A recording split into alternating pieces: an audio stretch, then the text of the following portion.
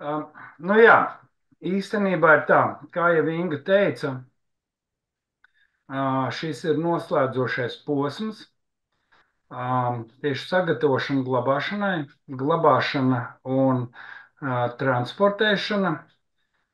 Un šiem trim posmiem patiesībā netiek pievērsta vispār nekāda uzmanība.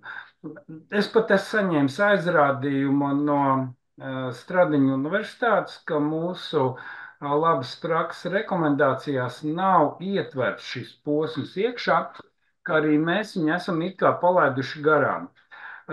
Realitāte ir tāda, ka mēs varam censties izdarīt visu vislabāko, ko mēs spējam.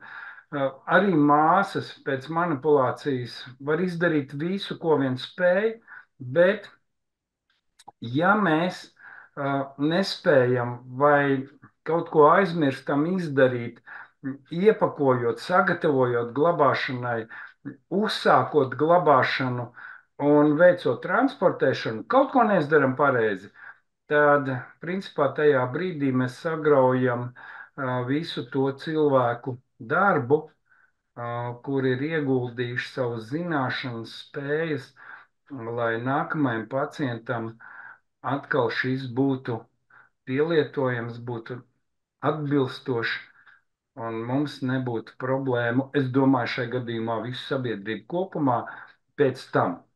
Labi, Vitālij, ķeries klāt. Paldies!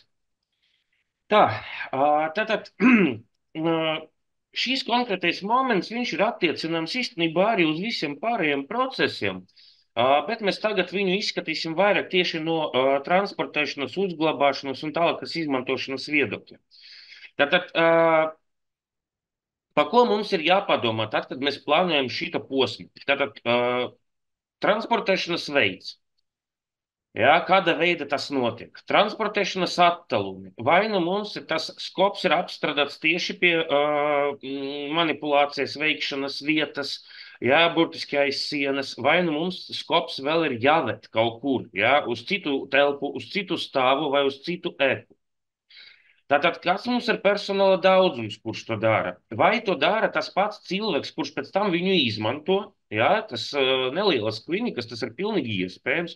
Vai to dara tas cilvēks, kurš viņu tikko ir apstrādājis un sagatavojis? Tad kādi mums ir tehniski risinājumi? Gan pakošanai, gan sagatavošanai, gan transportēšanai, gan arī glābašanai. Tātad ļoti svarīgs moments arī steidzamības pakāpes un prioritāšu sadalīšana. Kurus tad skopus mēs pakojam, sagatavojam un vedam pirmus? Kuriem mēs nosakām kādus glābašanas termiņus? Kuri mums jānogada uzreiz izmantošanas vieta, kuri var palikt apstrādes vieta, glabājoties tieši tur, kur viņi ir apstrādāti, tā jānoliktava. Par to visu ir jādomā, pirms mēs to sākam darīt. Jā, tad obligāti tāpatās, ka visus iepriekšējos posmos ir jādomā par to, ka jāatdala tīra un netīra plūsma. Lai apstrādāts endoskops jau sava ceļa pie gala patērētāja vai uz glābašanas vietu netiktu sajaukts ar netīriem endoskopiem. Savādāk visiem iepriekšējiem posmiem, nu, gan no praktiskas, gan no likumiskas puses skatoties, nebūs nekādas jēgas. Tad mums ir jāpadomā arī par to, ka pats aprīkojums, kurš kalpo visiem tiem procesiem, transportēšanai, iepakošanai, ja, glābašanai, arī jāmazga un jādezinficē. Ja mēs glabāsim sagatavotu endoskopu uz netīra plaukta vai uz netīriem rātiem, tad mēs kontaminējam viņu jau tajā glabāšanas momentā. Līdz ar to paši iznīcinam visu savu iepriekš veiktu darbu. Tā kā visam tam virsmam, kuras piedalās jau sagatavota aprīkojuma tālākai sagatavošanai, pakošanai vai transportēšanai, ja, jābūt arī tīriem, dezinficētiem un jāatbilst visiem noteikumiem, lai mēs varam droši tur visu glābt. Tad arī jāsaplāno visi maršruti, lai mums nav liekas kustības, lai mēs nepakļautu jau vešanas vai nešanas momenta endoskopu liekam riskam. Teiksim, risks sabojāt iepakojumu, risks kontaminēt viņu. Ja mums tas maršruts, pa kuru mēs viņu mēģinām pēc tam nogadāt, vai nu līdz pakošanas vietai, vai nu no pakošanas vietas līdz glābašanas vietai, vai atkal no glābašanas vietas uz izmantošanas vietu, mēs vienkārši izraisam liekus riskus, atkal sabojāt visu savu iepriekšējo darbu. Līdz ar to arī tam maršrutam un nogades veidam, kā tas tiek darīts, ar ratiņiem, manuāli vai vēl kaut kā, visam jābūt izplānotam un pārdomātam.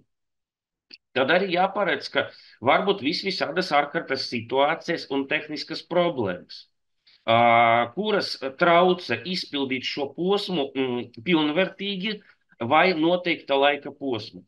Teiksim, var gadīties pat tāda situācija, ka endoskopu, kuru mēs esam ieplānojuši iepakot un sterilizēt, pēkšņi ir jāatdod patērētājiem dezinficēta veida. Un tas ir noticis pēdējā brīdī. Tad, kad viņš jau ir gatavs iepakošanai, pēkšņi mēs uzzinām, ka ir kaut kāda ārkārtas situācija, un tam endoskopam ir jānonāk manipulācijas veikšanas vieta tūlītas. Tūlītas mēs to varam izdarīt tikai tad, ja viņam ir veikta augsta līmeņa dezinfekcija, viņš ir attiecīgi iepakots un tūlītas ir nogadāts. Tā mums ir jāparedz, ka mēs varam nodrošināt arī tādu pēkšņu iespēju. Vai ko darīt, ja mums pēkšņi nestrādā zemes temperatūras sterilizācijas iekārta, un mēs fiziski nevaram nosterilizēt to endoskopu, kurš ir ieplānots sterilizēšanai? Tad mums ir jāpadomā arī par to, ka mēs uzreiz mainām iepakošanas tehniku, ka mums ir jāparedz, ka viņš savādāk glābasies, savādāk tiks nogadāts, jo viņam atšķirsies arī derīguma termiņš, un tā tālāk un tā joprojām. Par to arī ir jāpadomā, un tādas lietas ir jāparedz.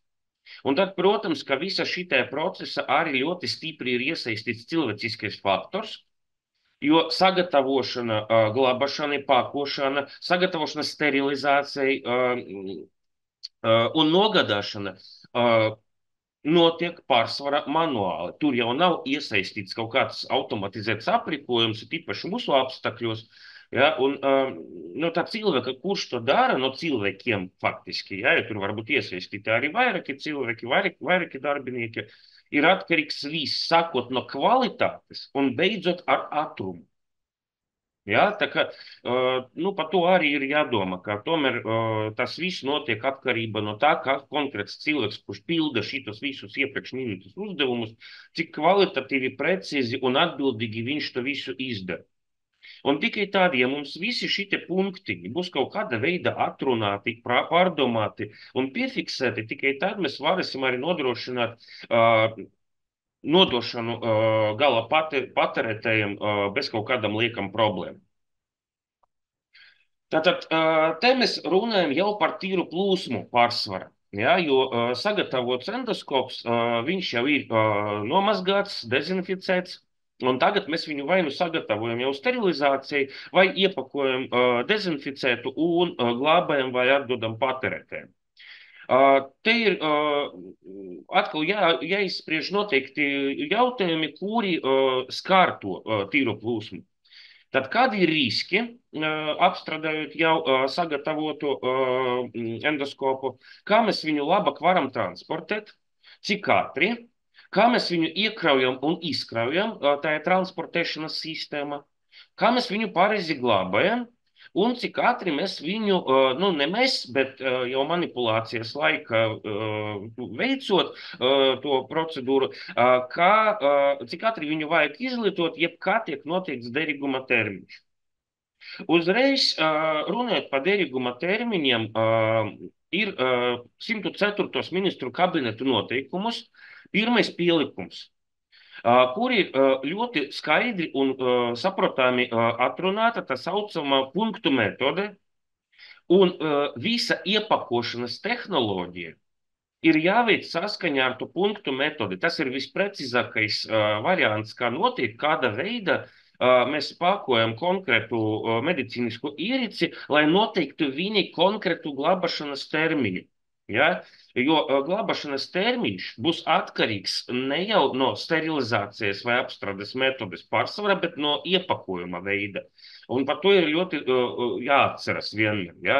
Ka nav svarīgi, Nu, nerunājot par endoskopiem, jā, vai mēs konkrētu instrumentu esam nosterilizējuši tvaika vai etilenoksīda, tas viņam termiņu nemainīs, mainīs iepakojums. Līdz ar to izlasam to pirmo pielikumu, izdrukājam, pielimējam kaut kur savu redzama vieta, un tad, kad mums ir šaubīgs kaut kāds moments, kā labāk, kura iepakojuma iepakot attiecīgo ierici, izreikinām pēc tās punktu metodes, tad tur mums uzreiz ir ļoti viegli nosakams termiņš, un tad mēs attiecīgi tālāk arī rīkojamies.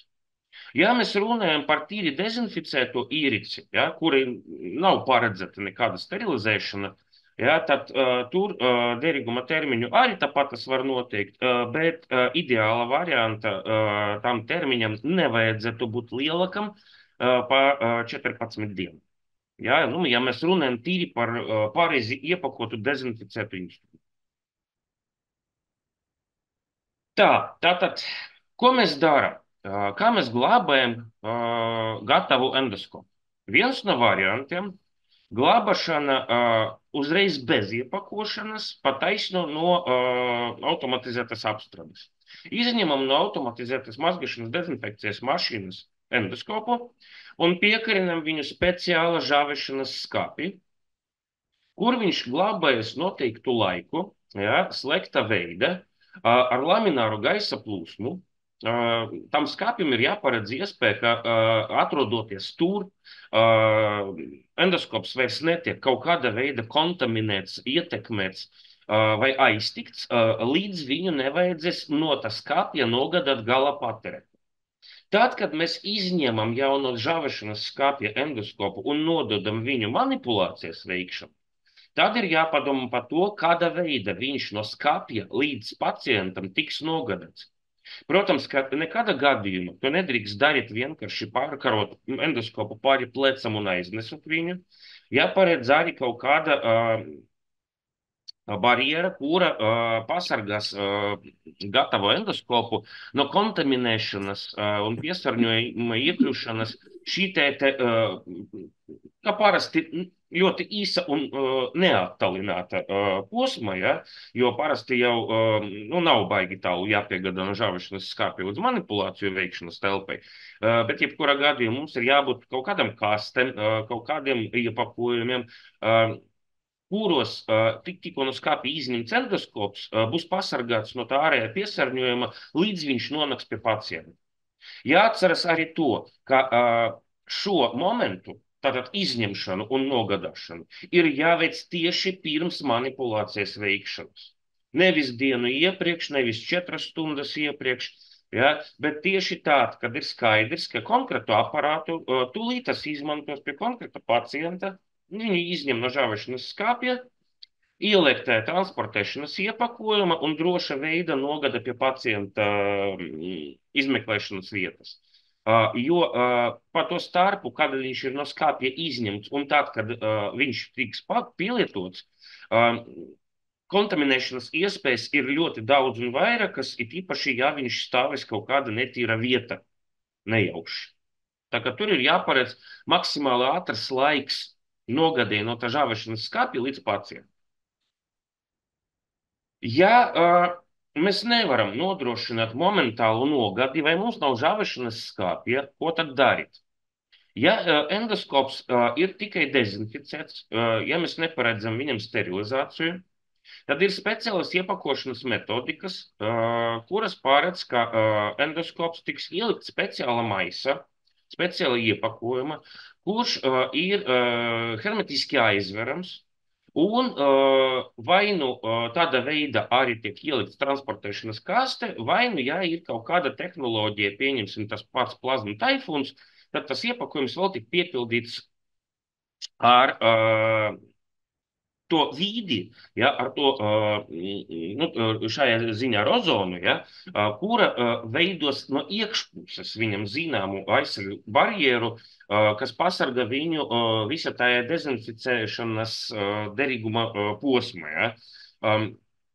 Jebkura gadījumā mēs nedrīkstam vienkārši vaļēju endoskopu iemest kaut kāda kastite un kaut kur viņu nolikt plaukta.